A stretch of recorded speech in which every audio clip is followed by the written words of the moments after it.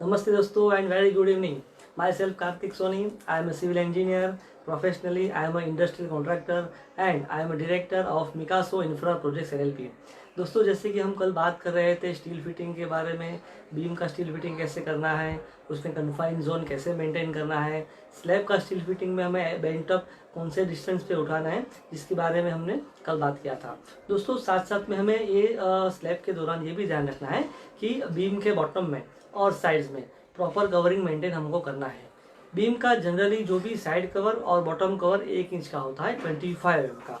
तो आप साइड पे भी कवर ब्लॉक बना सकते हो और या फिर रेडीमेड जो कवर ब्लॉक आते हैं उसको आप रख सकते हो। दूसरा एक ध्यान में ये रखना है कि कवरिंग ब्लॉक जो भी आप नीचे रखते हो तो उसमें भी तार आते हैं, तो उसको भी प्रॉपर आप बाइंड कीजिए ताकि स्लैब के दौरान वो खिसक नहीं जाए और हमारा जो भी कवरिंग है वो प्रॉपर मेंटेन हो पाए। दूसरा कवरिंग का पॉइंट आएगा आपका स्लैब में आपको मिनिमम जो भी थिकनेस होता है उसमें 15 mm का कवरिंग हमें मेंटेन करना है। तो जनरली 15 mm का कवर ब्लॉक मिलता नहीं है, तो हमें क्या करना चाहिए कि जो भी स्लैब की जाली है उसमें जो टॉप का स्टील है वहाँ पे आप 20 mm का या 25 mm का कवर ब्लॉक रख सकते हो, तो आपका जो भी 15 mm का कवर है वो मेंटेन हो जाएगा। दूसरा जब भी आप स्लैब का कास्टिंग शुरू करते हो तो आपको क्या करना है कि अगर कास्टिंग इन सिटू है तो आपको जो भी बड़ा सेक्शन है यानी पार्टीशन को छोड़ के 9 इंच का जो भी बीम का थिकनेस है, तो बीम का सेंटर से आप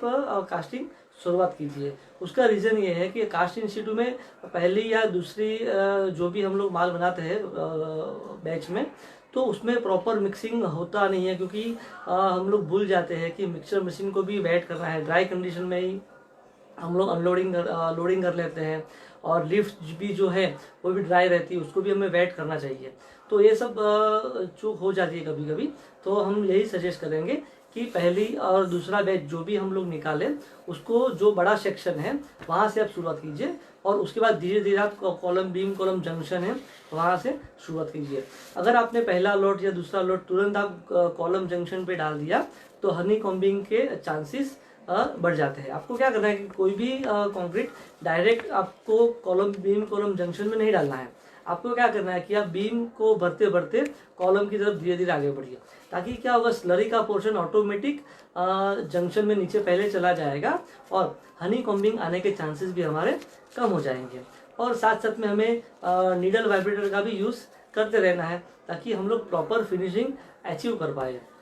दूसरा बात हमें ये ध्यान रखना है कि हमने जो भी आउटर साइड में जो भी प्लाई का हमने शटरिंग किया है प्लाई से या प्लेट से, तो उसके ऊपर आप अगर आपकी साइड बड़ी है, समझ लो आपका 24 इंच का बीम है और आपने समझ लो 30 इंच का साइड मार दिया है, तो जनरली क्या होगा कि प्लाई का जो एक्सेस पोर्शन होगा या तो नीचे होगा। अगर आप एक्सेस पोर्शन ज़्यादा नीचे रखोगे तो क्लैंपिंग करते नीचे से क्लैंपिंग करते समय वो प्लाई बेंड हो जाएगा, यानी प्लाई को खराब होने के चांसेस बढ़ जाते हैं। या फिर आपको क्या करना है कि बॉटम में आप फ्लश करिए और जो भी एक्स्ट्रा साइज है प्लाई की उसको आप ऊपर ले लीजिए और वहाँ पे आपको क्या करना है कि जब 24 इंच का बीम है तो वहाँ बीम के बॉटम से 24 इंच का मेजरमेंट करके वहाँ पे सीधा एक खिला मार दीजिए ताकि आपको पता चले कि हमें ये लेवल तक कास्टिंग करना है।